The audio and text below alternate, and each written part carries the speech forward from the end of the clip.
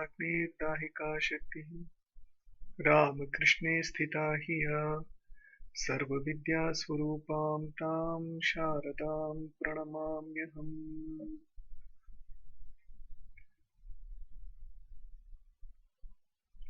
Today we shall discuss for some moments about why we worship Sri Ramakrishna in our temples. Nowadays, there are numerous temples dedicated to Sri Ramakrishna in many parts of the world. Especially in India, there are hundreds of temples dedicated to Sri Ramakrishna.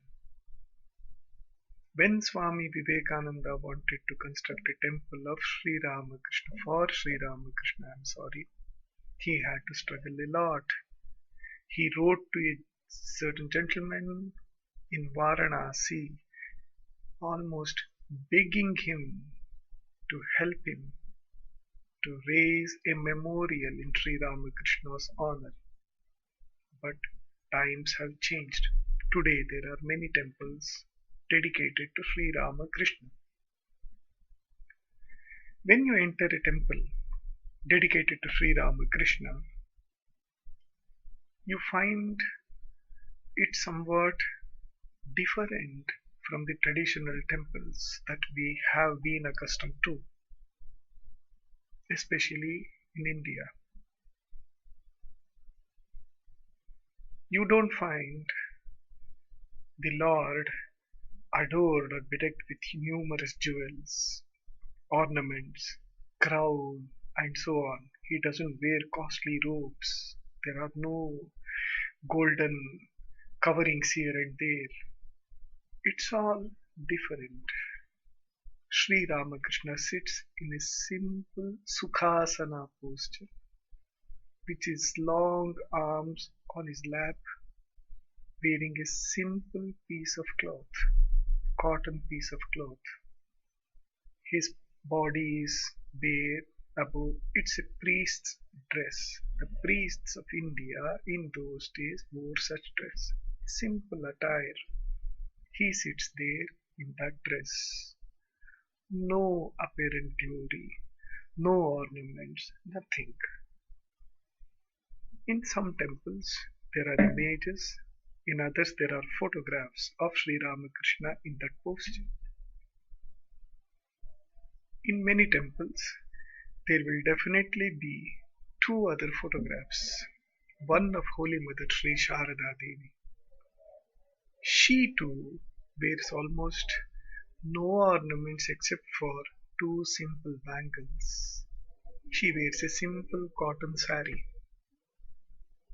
She wears no ornaments, like all the Devis we see in numerous traditional temples. And there is Vivekananda.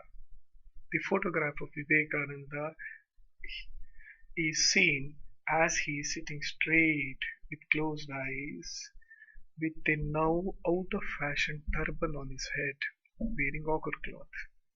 So when you enter Sri Ramakrishna's temple, you don't see much of the glory at all that one wishes to see. Golden ornaments, diamond rings, and so on. No. For many of us, it's disappointing perhaps. Oh, God should be full of riches. Where are the riches here? We may feel. Many of us ask also, why not Sri Ramakrishna have a golden crown, etc. So, why is it so? We must understand one thing. Even though it is known that devotees give to the Lord from their heart's love certain things like ornaments, etc., for decorating Him, these things are nothing for the Lord. There is a beautiful story. It is said that once Mathur was commenting that some ornaments or jewels were stolen from the Lord's temple and God did not do anything. It is said that Sri Ramakrishna replied, What are your jewels to him? So also, what are our jewels and our gold to the Lord? He is the Lord not of this earth, the third planet in our solar system, but of the whole universe. Billions and billions and billions of stars and planets are His creation. For us, a piece of gold is huge. How big piece of gold can you give to Him to satisfy Him? A room full? Does it satisfy Him? So, all these are nothing for Him. So, when you enter Sri Ramakrishna's temples, you don't see all these riches, earthly riches. Sri Ramakrishna was a renunciant, a tyagi, a man or a saint who had renounced everything. Holy Mother Sharada Devi was an all-renouncing nun, practically. Swami Vivekananda was the glory of monasticism. So all the three sitting there facing you in the temple are renunciants. This is one point. You worship and adore renunciation. When I enter the temple, I enter with numerous problems because I am attached to this world, I am attached to name, I am attached to fame, I am attached to my wealth and so on. And here I see three personalities being worshipped who want nothing from this world, completely detached, absolutely detached. So, this is the first lesson I learn as I enter the temple. These things of the world are momentary. They come and go, they are not important. This is the first lesson. The second lesson that we learn is something higher and something very important. When we worship Sri Ramakrishna or Holy Mother or Swami Vivekananda in their great temples, we must remember clearly that we are not worshipping some three Indian saints. We are not worshipping three personalities born in and around Bengal. No, we are worshipping three supreme states of spiritual consciousness. Supreme states. The photo that we worship of Sri Ramakrishna is extraordinary, and there is no second to it in human life, in human society. No other photograph has been taken of a yogi or of a saint or an incarnation in such a high state of consciousness.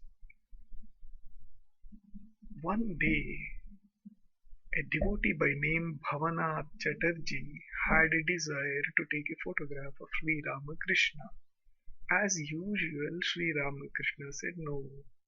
But the next day, Bhavanath brought a photographer to the temple of Dakshineshwar. They were trying to photograph Sri Ramakrishna in vain. Vivekananda came there. He was Narendranath. He heard the story and he said, "Wait, I shall arrange for everything." Sri Ramakrishna was by then sitting on the courtyard of the Radha Kanta temple just next to Dakshineshwar Kali temple. Narendra sat next to him and started talking to him about spiritual matters. The moment Ramakrishna would see Narendra, the embodiment of supreme perfection, he would go into samadhi. And that day was more special. Narendra was speaking about spiritual matters, and that gave Sri Ramakrishna such a high state of samadhi that he went into a deep samadhi, highest yogic state, as he himself said. Immediately, Narendra called the photographer and asked him to take the photograph. But the photographer saw Sri Ramakrishna's body was bent a little towards his left hand side. Why not correct it? He went and tried to touch the shin of Sri Ramakrishna with a finger. The whole body rose up. This was an extraordinary state. The whole body rose up like a leaf, like a piece of paper. Immediately Narendra said, "What are you doing? Just take the photograph immediately." And thus we have this extraordinary photograph. Extraordinary in another sense. The photographed himself said, "Yes, this is the highest yogic state. This photograph will be worshipped in every home in the future. Every word Ramakrishna has said has come true already." He said many white people will worship him, and it is coming true already. So thus the photograph was ready. It is said that the photograph fell down, it broke a little, but still no harm was done and the photograph is intact. Sri Ramakrishna, according to Swami Brahmananda, had long arms. So, even though it may appear to us that he used to sit a little bent forward, no. This was Brahmanandaji's statement. An image was to be made of Sri Ramakrishna because a devotee wanted an image.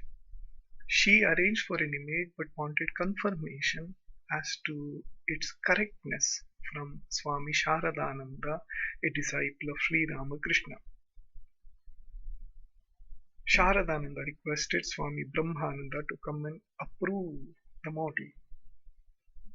After some reluctance, etc., because Brahmananda had seen numerous postures or numerous forms of Sri Ramakrishna's divine essence, that he said, "Okay, I shall come." And he explained Sri Ramakrishna would sit straight, not bent forward.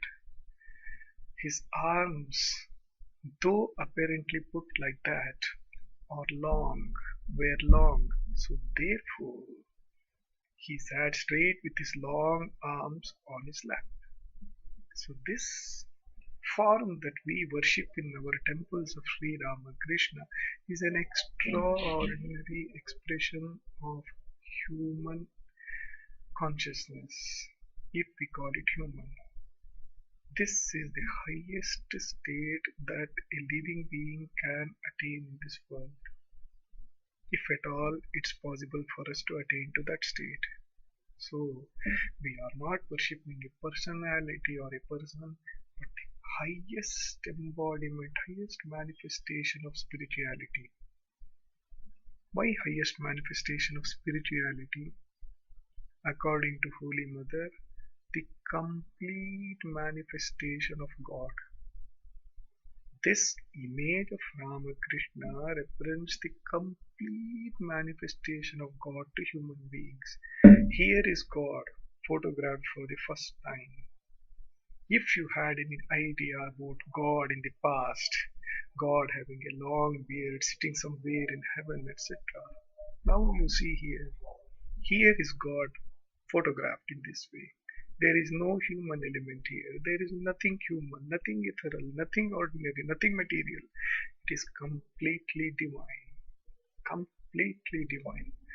This purest form of the highest spiritual state is being worshipped in our temples. It is a state, the highest state.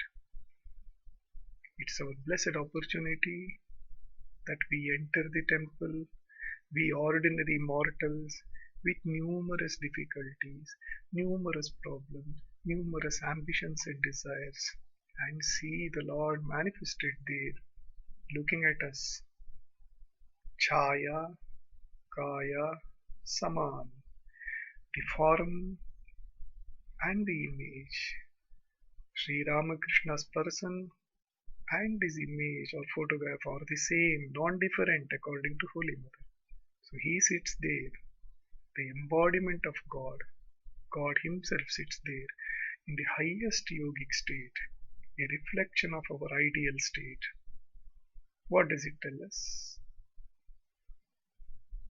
It tells us what Swamiji's song tells us. As we sit in the temple, we hear revered monks singing Khandana, Bhavabandhana, Jagavandana, Vanditamaya. We salute you, O great one who is worshipped by every living being. Cut off the bonds of this earth, the bondages of this earth, which means the bondages of karma, must be shed, must be cut off, so that we can attain the highest. Please do it for us. I enter your temple with so many desires and ambitions. All these are just clouds. But I think these clouds are real. These dreams are real. And I don't have peace.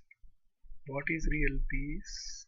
Real peace comes only when I attain to higher states of consciousness. This is the teaching of Sri Ramakrishna to us.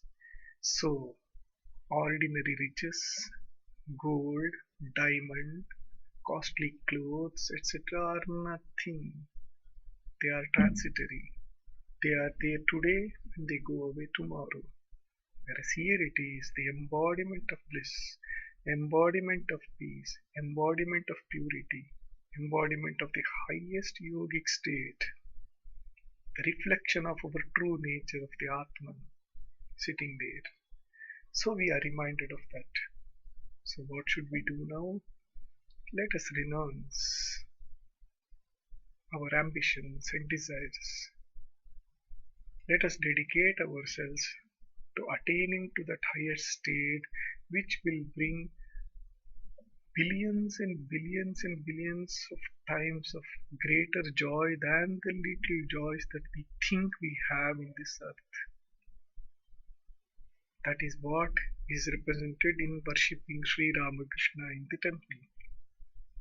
We show lights, we show a piece of cloth, a little water, a piece of a flower, and fly whisk. All these are symbolic offerings, excuse me, of our love to this highest state. God Himself has come for the first time ever. He has been photographed, and we are adoring Him. What a great joy it is. Even if we seek some ordinary worldly things, from this highest state of yogic consciousness or God Himself, it is okay, but still, here it is the representation of God Himself in the temple. So we worship Him. Then we have Holy Mother and Swami Vivekananda's photographs also. There is a difference between us and Holy Mother, which is very important to note. All our lives, we struggle to show how great we are. We try to prove our greatness. We try to show how educated we are, how learned we are, how brilliant we are, how many things we can do, and so on. We struggle and fail, struggle and fail. We want name and fame. We struggle our utmost. And here is Holy Mother, who always hid herself, said, I am nobody. The greatest, the Divine Mother herself, who came out of compassion this time, the fullest manifestation of the Divine Mother, hides herself completely and says, I am nobody, I am nobody. And she lived in the highest samadhi all the time. According to the great sons of Holy Mother, like Swami Premanandaji, she lived always in the highest state of consciousness in samadhi. And to bring her mind down so that she could bless humanity, there was an obstacle kept on her path intentionally called Radhu. She kept her mind on Radhu so that she could somehow manage to bring her mind down. And such Divine Mother has been photographed for the good of humanity there. She was in Samadhi. There were three photographs taken, and she said, "Oh, is it over?" She used to enter into high states. So, this is another highest state.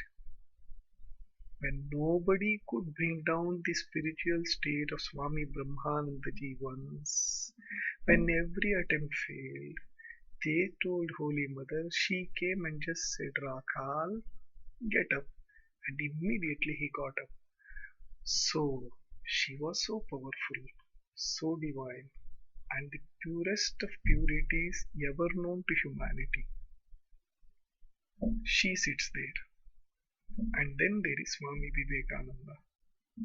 This photograph of Vivekananda, which we worship in our temples, was taken in London when he wanted to manifest or demonstrate, I'm sorry, the state of yogic samadhi to the audience. Was teaching meditation and he went into Nirvikalpa Samadhi, the highest samadhi possible, and a photograph was taken. So, in this way, Ramakrishna temples are unique. No worldly riches, no golden ornaments, no extraordinary glare, etc. There is simplicity, but in that simplicity, there is the manifestation of highest states of consciousness and divinity. They are ever present in their temples. The Lord Himself has been photographed this time. And three highest states of consciousness called Nirvikalpa Samadhi are still higher. What do we mortals know? Are there as reflections of our true nature. So we can safely enter the temples without worry, without considering what is this, and dedicate ourselves completely to these supreme states. Thus make our lives blessed. This is the idea of worshipping Sri Ramakrishna in our temples. We are not worshipping some ordinary personality or some Indian saint. No. We are worshipping the highest possible state that any divine or human being can attain. The highest spiritual state, that is the godly state. The divine itself has come in that form. And the other two were in the highest states. The Divine Mother herself sits there. What more do we want? This is the glory of the temples of Sri Ramakrishna. Thank you very much. Om Shanti Shanti Shanti.